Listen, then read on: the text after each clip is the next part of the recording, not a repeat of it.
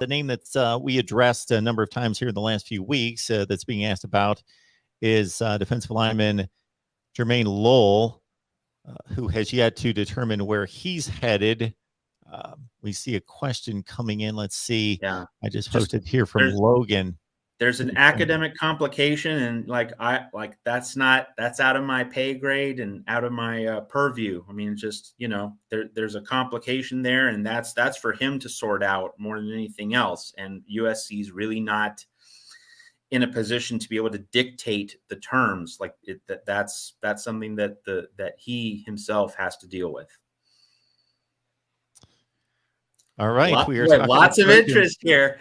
Yes. I mean, what is USC going to do? This is Jermayne Lole has to fix this thing. So. And of course, he has become a hot topic. The hot topic continues to be Jordan Addison. And again, we were making this statement and having this discussion last week about, okay, what is the timetable going to be? Why is he waiting?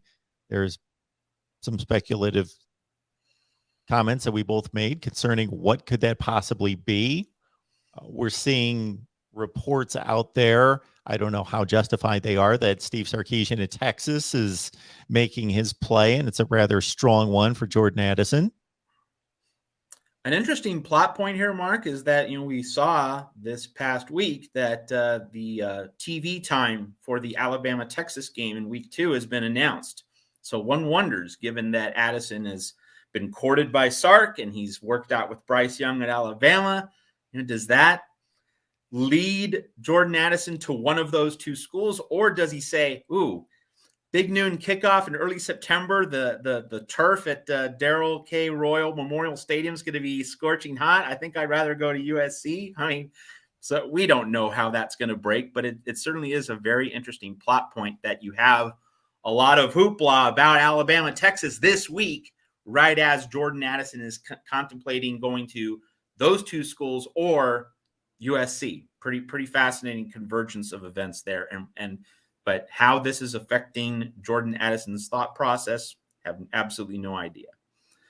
The other point to obviously make, Mark, is that, another week has passed and he still hasn't made a decision. So, I haven't been getting many apologies from Pitt fans about, all their claims of tampering and, how evil Lincoln Riley is. Pretty silent on that front right now.